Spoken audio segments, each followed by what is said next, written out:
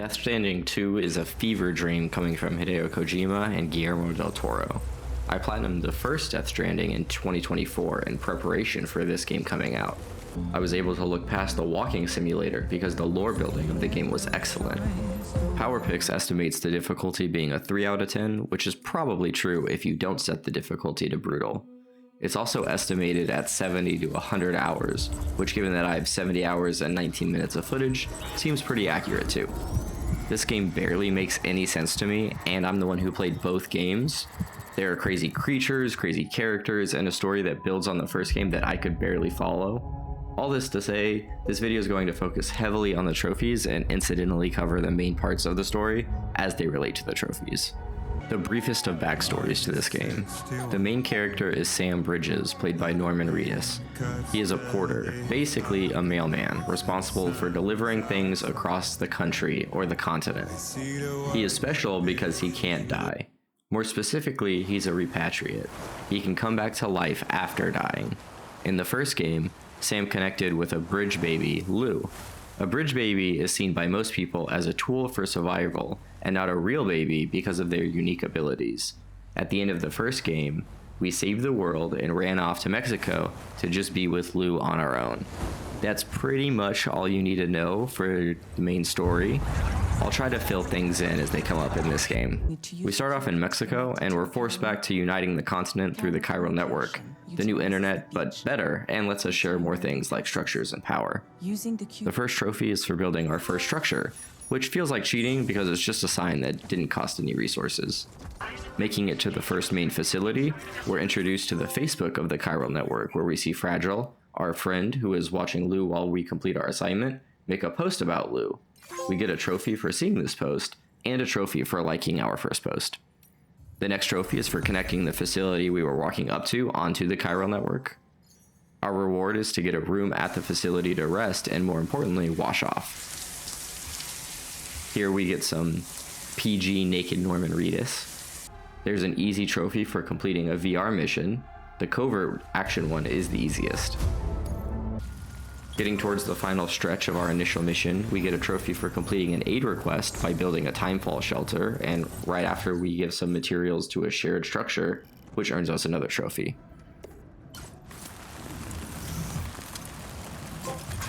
After destroying some BTs, these flying enemies which are dead that have an ethereal connection to the real world through another world called the beach, we complete an order that nets us enough likes to get a trophy. There's some exposition that isn't super important here, but now we can go back home. When we get home, we see things don't look too good, and when we complete episode 1, we find Fragile, who tells us that she was attacked, but she was hoping to jump Lou out, and we find the BT of Lou in the pod, which ends episode 1 and earns us a trophy. After we lose Lou, we go into quite the depressive state in a series of cutscenes where Fragile has us join her new organization to connect Australia to the chiral network. We get a new crew, and our main new companion with our BT Lou is a talking doll named Dollman. At the end of this episode of cutscenes, we get a trophy. As part of some of the new upgrades we get with our new crew, we can spend memory, which we earn for increasing chiral bandwidth, on enhancements. For selecting our first enhancement, we get a trophy. One of the enhancements I choose is for aid requests to automatically be created for me. A little bit later, this causes an aid request to be created, and that pops a trophy. I connect my first Australian facility to the network. I also do my first non-story order called the standard order, which earns another trophy. I continue my expansion into Australia, grabbing my next few facilities before I come face to face with the main bad guy of the game, who sicks a new boss on me. This is a new type of enemy compared to the first game. Now I have to deal with humans, BTs, and now these weird mech type enemies. After defeating the mech, I connect the main facility.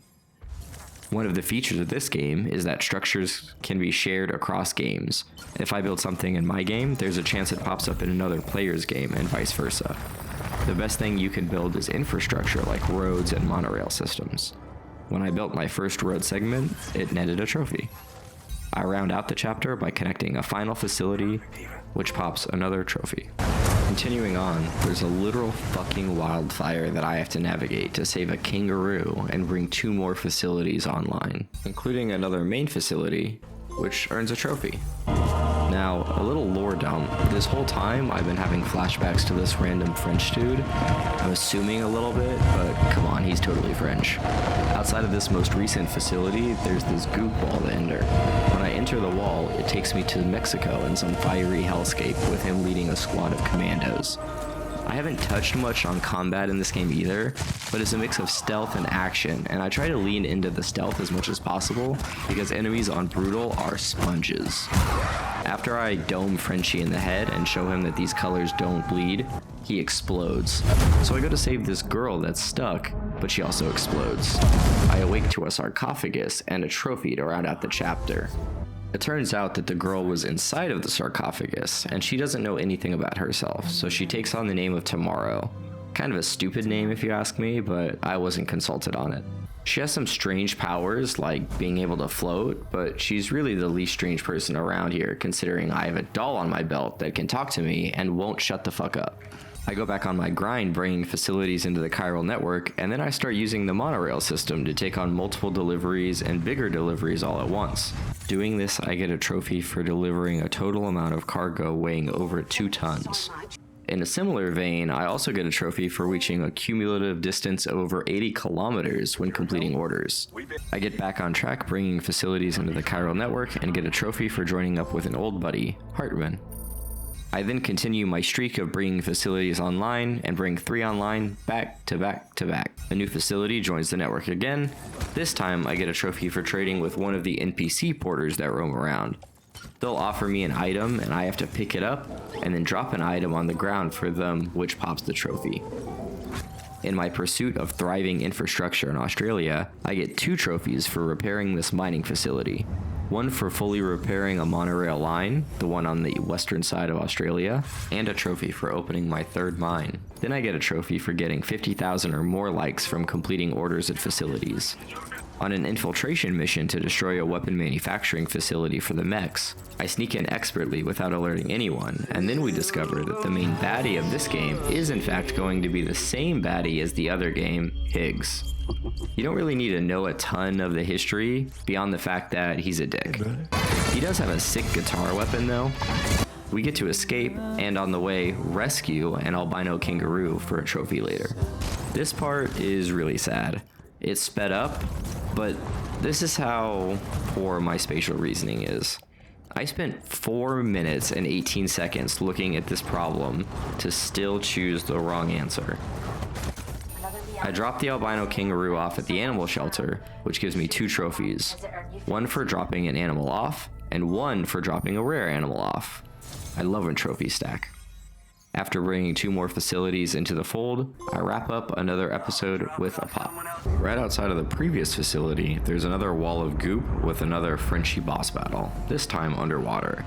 He doesn't really fare any better in this battle though, and even underwater, these colors don't run. This earns a trophy for completing an episode, and we see Tomorrow beginning to harness her powers. The apples don't mean anything because you've seen literally no context, but trust me, she's harnessing her power. Then it's a connection spree straight through the heart of Australia with 6 facilities in a row as we start to journey into the snow-capped mountains. I didn't really know Australia had snow-capped mountains, but if this game is to believe, they do. Higgs makes a menacing appearance to make things interesting, but he wasn't expecting Tomorrow. Although we weren't expecting another giant mech tentacle monster, so let's call this one a wash. After a few more facilities, we complete another episode and pop a trophy. This facility comes with a surprise as Higgs finds us and puts us through torture just for fun, which points back to my previous statement, he's a dick. We make it to the next facility and that pops another trophy and also has the last black wall outside with Frenchie, who we actually know is named Neil Vanna. There was a whole subplot of him saying Nirvana before and that being cryptic, but he was actually just trying to say his name. This is a similar boss battle where he has a badass entrance, but I'm so equipped at this point that I can shred enemies, and my main weapon is the grenade launcher. If you pack enough health, you can usually out-tank everyone else. After taking him down, we get some major lore that I'll explain after we get a trophy for ending this chapter. So there's actually been a lot more to these flashbacks than I've been letting on. We've been seeing Neil, and we've been seeing our ex-wife Lucy, who was a psychiatrist at a facility where a void out happened. A void out is where a dead body isn't disposed of, see burned, in time and turns to necrosis. If that happens and a BT interacts with it, it can trigger a void out. A void out is basically a contained nuclear explosion. Everything inside the area disappears and becomes a crater, just without the radioactive material left behind. So, Lucy was pregnant with Sam's child, but was having an affair with Neil Vanna, who was a porter that was trafficking women from Mexico to take part in an experiment on babies. Lucy broke off the affair rather quickly because she loves Sam. Lucy knew that the conspiratorial they, the government in control, would want to take her baby because Sam was already a known repatriate. She tried to run away with Neil to Mexico, but on the way out, they were stopped, and Neil was killed, and Lou was taken from Lucy without Sam's knowledge. Within days, Neil's body succumbed to necrosis and caused a void out, destroying the entire facility and killing Lucy.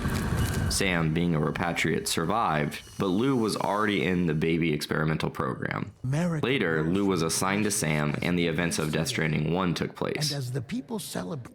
Anyway, back to the main mission. We now have to battle our way to the last main outpost inside of Australia to consider ourselves to have fully connected the continent. The smaller portions don't count for the main mission, apparently. I have to first battle through to these first two outposts and connect them to the network before I can try and connect the main terminal. Overall, this isn't the worst. This is already like 6 hours into the play session, so I do try to rush it and die a few times and have to restart. But when I take my time and make sure I'm properly stocked, I make it through. After fully connecting the continent, I get another trophy, but the main story isn't over yet. Now I could just summarize the rest of the main story as beat the main villain and get the trophies, but I really want to stress how crazy this game is and give you a microcosm in like 2 minutes of what I went through over 17 hours of my entire playthrough, and that's not even including playing the first game. If none of this makes sense, don't feel bad. If it's super interesting, feel free to find an in-depth video that I'm sure does a better job than I could. It turns out the current president, the guy who was funding us and who provided us the technology we were using to connect Australia, is actually bad and was working for Higgs. The president is actually multiple people that were killed in a void out, including someone we met from the first game. They merged with the data center somehow, and now they think they can play God. Our team leader, above fragile, but below the guy we just found out is bad. Someone who hid their real identity the whole game and used a mannequin to talk to us. Someone who is also from the first game, comes out of nowhere and saves us. Higgs then comes out of nowhere and steals Tomorrow from us and explains that this is revenge for the events of the first game, and he wants to cause the end of the world. Okay, I have to explain the slightest bit of the first game for any of this to make sense. In the first game, Okay, the game gets spiritual and it all gets complicated, and I'm trying really hard to not explain everything. In the first game, you have a sister that you have to try and save from Higgs because he's trying to use your sister to cause the end of the world. But you find out that she isn't actually your sister, but the spiritual essence of your mother trapped on the beach concept we talked about earlier. Now, you kicked Higgs off of that beach, and he's been trying to get back ever since. He needs something with a connection to Amelie, your sister, in order to get to her beach. His catalyst is Tomorrow. He reveals as he leaves that Tomorrow is Sam's daughter. She's your daughter. After all this, we earn a trophy for finishing an episode. Oh, and by the way, the current president did put bad technology onto the chiral network, but our team leader, the mannequin, and another friend from the first game worked together to put a back door into the tech first to make sure that it wouldn't be tampered with. Now that we plan to go confront Higgs, we just have to get to him. We need to get something that connects us to Amelie, which we remember as a picture at our house. We have to journey all the way back across Australia to race back home.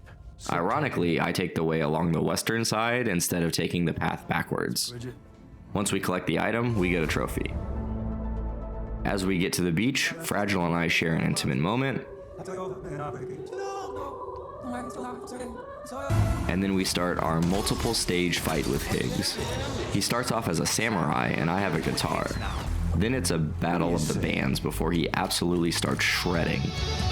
Everything about what he's done to us and what he's taken from us is too personal though, so we have to finish this up close and personal in a 1v1.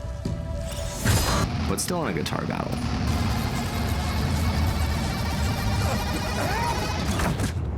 Biggs is finally taken out.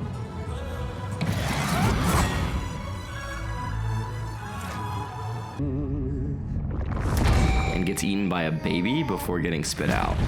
Then Fragile comes and walks a baby over to us, and we get a trophy for completing the chapter. We're transported back to when we had Lou for a brief moment before it's all taken away, and we wake up to tomorrow in front of us, and our rescue mission is complete. We find out that Fragile died, but she was always going to die because she actually died from the gunshot at the very beginning of the game. It's just that her spiritual form was already dead, but her physical form hadn't died yet, and she kept it a secret from us because she wanted to spend her last time with us. We also found out that when they were about to get shot, Lou was actually able to connect with that beach and they were able to jump. Fragile felt that she'd be safer there, so she left Lou there. But when she came to, she forgot all of this until we came back to that beach. Since time moves faster on the beach, Lou grew up really quickly until we later found her and rescued her. This whole time, Tomorrow was actually Lou.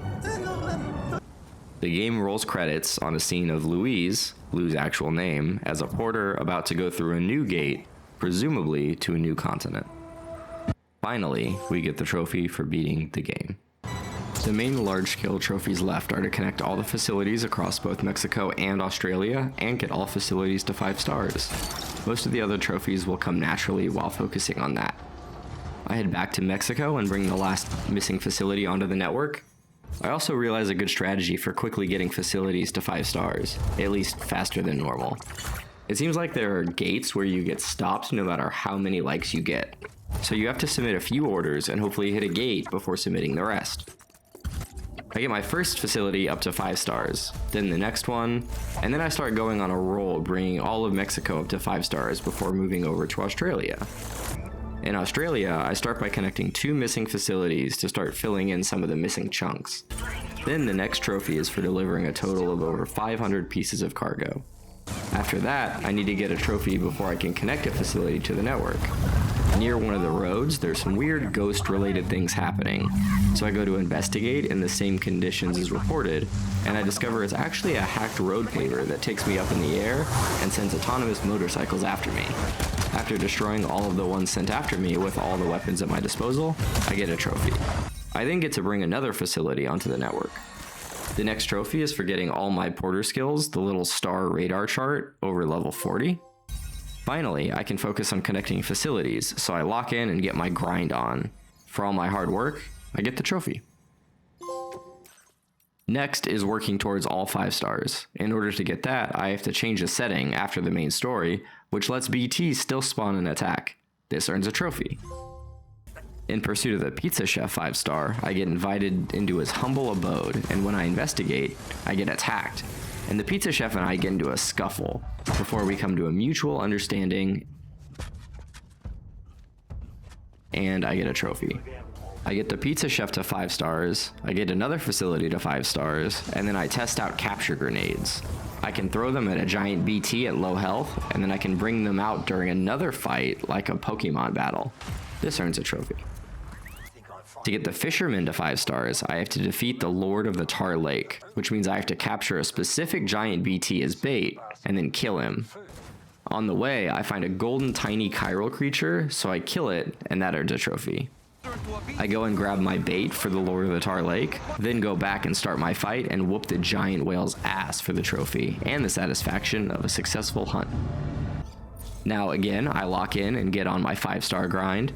Overall, this takes the bulk of the platinum. I'm guessing around 15 hours just dedicated to this. The adventurer is particularly annoying because he will get lost somewhere remote and I have to go find him and bring him all the way back to his facility just so he can get lost again.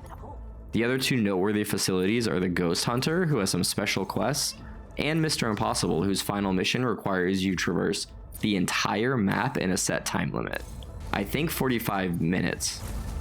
On the way, I get a trophy for setting a custom photo in a private room. For getting through the Ghost Hunter questline, I have to fight a giant BT similar to the boss in the first game. Once he falls, he provides his own trophy because he was about to destroy one of the cities. Finishing up the adventure, I have to go to this giant flying BT that comes and descends down a little and also pulls us up, but is actually perfectly safe and teleports us to an area in the northern part of the map that's typically fairly inaccessible. This earns a trophy. Then the adventure can be found and has to be returned to get 5 stars again. And this was my last facility, which earns the trophy. The final trophies are all miscellaneous. One is for seeing a special cutscene if you play a specific song in your private room. Unfortunately, you can't hear the music in this clip. Another for building a hot spring. I didn't cover hot springs at all because it's such a small thing, but you can build them in a few spots. I never did it. Another for building one of every type of buildable thing in the game. Another for getting 10 S ranks on every type of standard order on casual rank or above, which I, of course, did on brutal. Finally, the last trophy is to go into the hot spring and look into the stars and find special constellations. This also pops the platinum for me.